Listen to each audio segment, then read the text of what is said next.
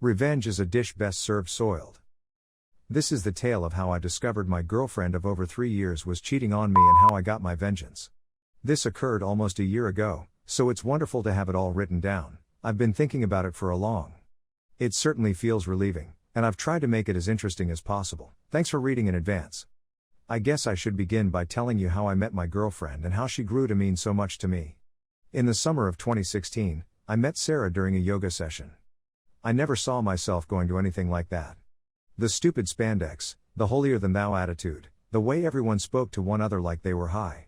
It's not something I ever saw myself doing, but after injuring my back after falling from a first-floor roof at work, I decided to give it a try on the advice of my back masseuse and located a hall in my city that offered introductory yoga lessons. When the time came to go and I stepped through the door, I stood out like a sore thumb.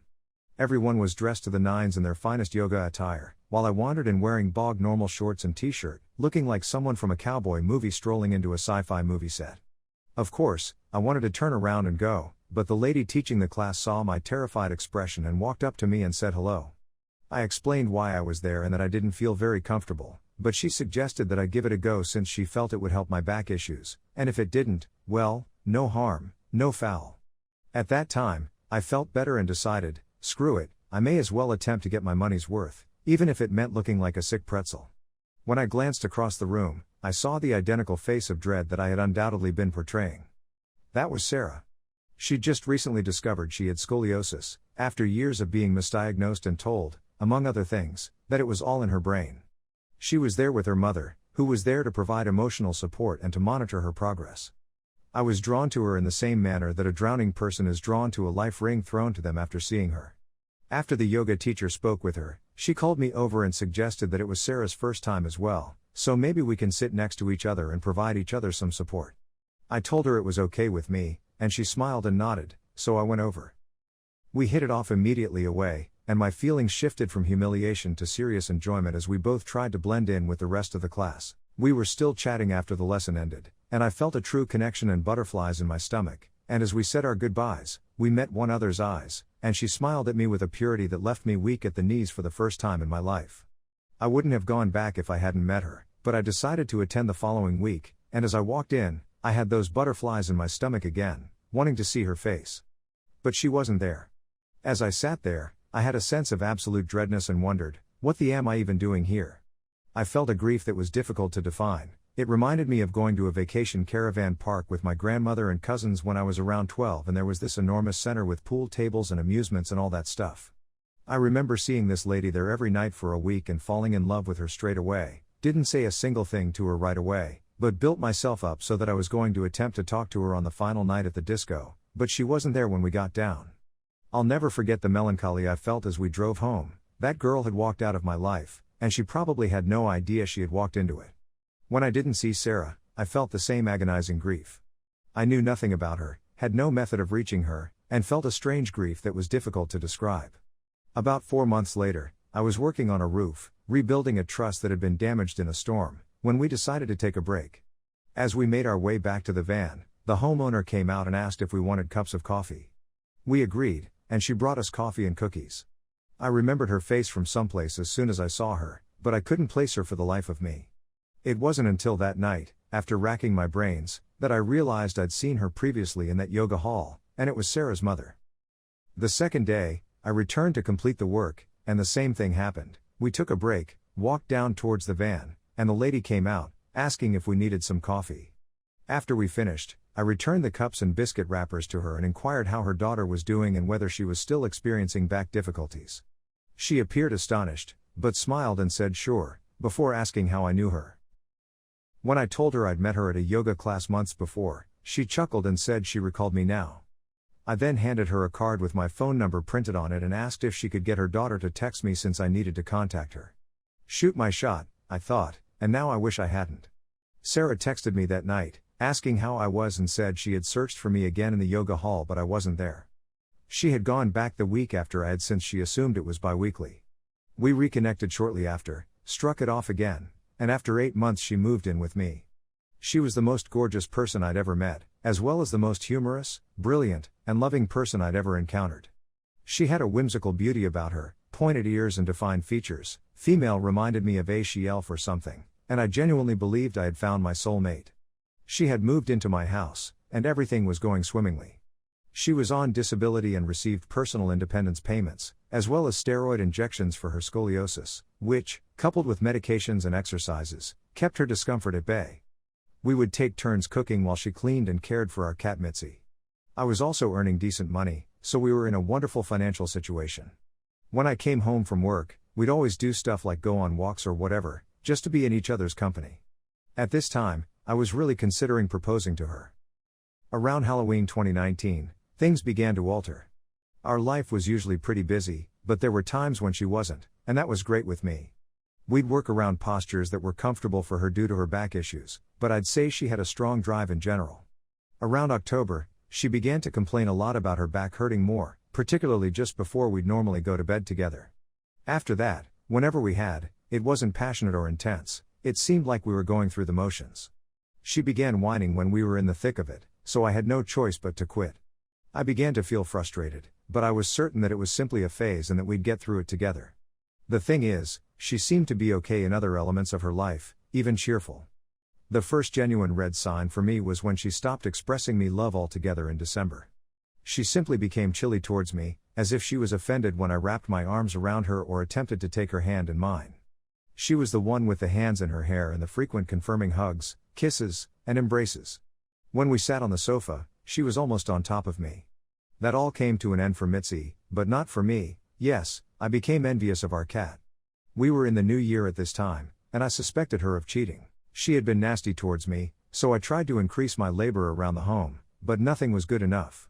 I became a humorless shadow of my witty former self, always being belittled and treading on eggshells, unable to do right for wrong. I got a hold of her phone one night and went through it. Nothing was as clean as a whistle. There were no messages from her friends or her mother, which I found strange. That's when my buddy informed me that if we were on the same plan, I could visit the carrier's website and view all of her phone's activities.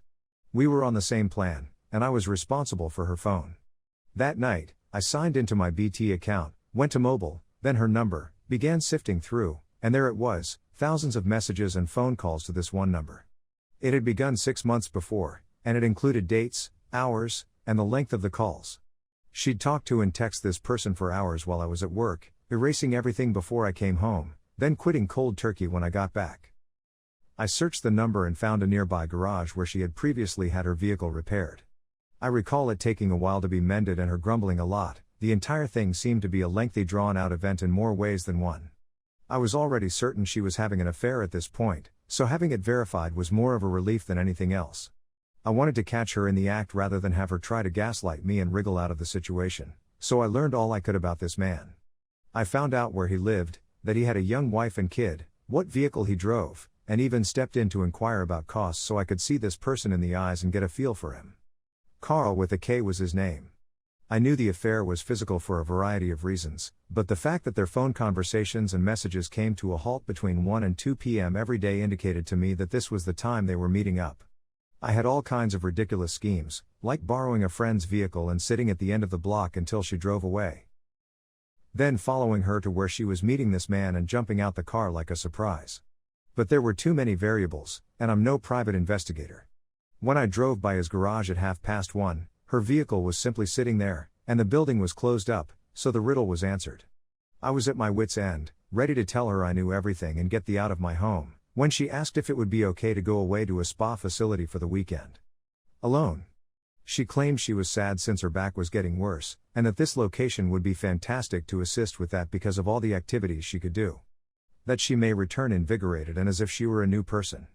She was correct, since I had no idea who was standing in front of me anymore. Obviously, she wasn't going there by herself, if she was there at all. With this man, it'd be a nasty weekend away. I replied okay, I had a new plan, and this was the last thing I'd ever do for her. If you think this is all a shambles, you're correct, but my view is that I wanted vengeance, and I wanted to get her back in style. I didn't want her to scream at me and gaslight me for days, then leave on her terms, with me as the bad guy. I'd be the bad guy, but on my terms, she'd leave on good terms. When Friday rolled around, she realized the spa was over 100 miles away, so she opted to take the train. I asked her jokingly if she couldn't find anything more local, and she ummed and oh'd until I assured her I was just kidding.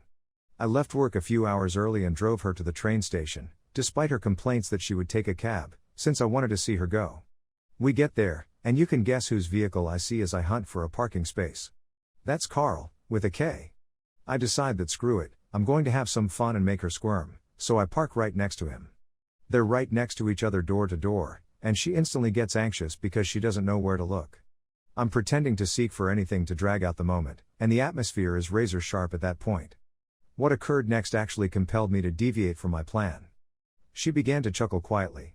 You know when you go to church and someone dies, or when you go to church because someone dies and something humorous comes to mind.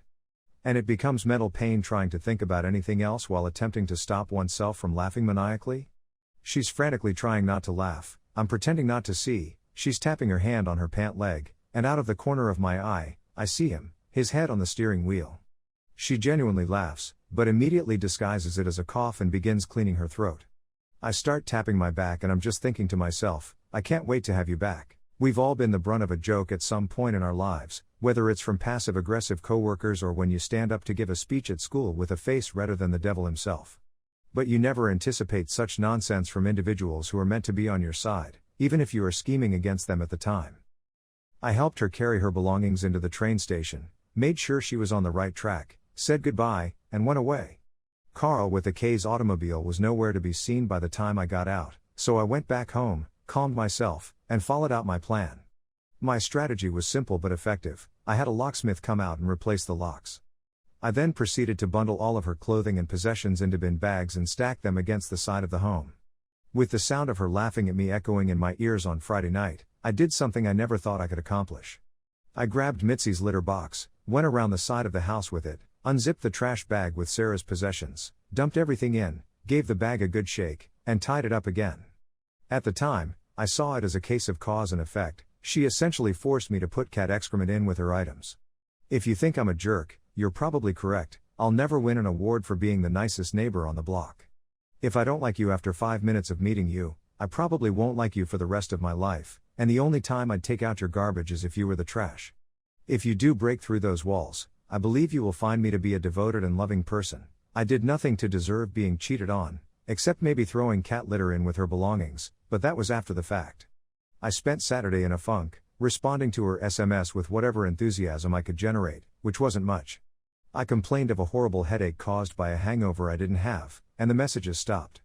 The truth of what was happening sank home, and for the first time since before the new year, I sat in my swivel armchair, Mitzi in tow, like a Bond villain. When Sunday arrived, I was ready to carry out the last half of my plan. To begin, I went to Carl with a K's residence and slipped a letter through his door. It was addressed to his wife and simply said in block letters important Carl with a K's wife's name open immediately. It included a letter describing how her husband was having an affair with my girlfriend, records of her phone conversations and text log, and other facts such as the fact that they were away together this weekend. I went away after putting it through the door and ringing the doorbell. I got in my vehicle and drove for a minute before pulling over and calling Sarah. I honestly don't remember much of what I said to her, but it was something along the lines of, when I asked how everything was going, she began to gush about how much she enjoyed herself, that she feels like a new woman, and that she could see herself doing it 2 or 3 times a year, to blow off the cobwebs. Certainly to blow something. At this moment, I blurt out, "How's Carl?" Her yapping comes to a halt, and quiet fills the air until she eventually asks, "Who's Carl?" I respond, "Carl. With a K." I then continued to inform her that I knew everything, that I'd changed the locks, and that all her belongings were located around the back of the home. Instead of apologizing, she launches into a rant, blaming me for everything and literally stabbing me in the back while claiming that my backbone was blunting her sword. I hung up after telling her that her clothes smelled like Mitzi's excrement. I banned her phone and didn't see her again until Wednesday, when I arrived home from work and she was sitting on the front step, all the bags relocated. I ignored her and went around the back, opening the back door and locking it behind me. I haven't talked to her since, despite her efforts, including a letter. Concerning Carl with a K, I'm not sure what transpired between him and his wife. I do know that he told a buddy of mine that it wasn't personal. That made me upset, as if that was expected to make things better. When someone says something isn't personal, it simply means it isn't personal to them, but it was to me. Is it easier to forgive someone who crashes through your front room in a 4x4 and obliterates everyone you've ever loved if they didn't intend it? Is it simpler to pick up the parts and reassemble them? No. I've heard that COVID hasn't been good to his business, but you won't get me crying over it, unless it's tears of laughter.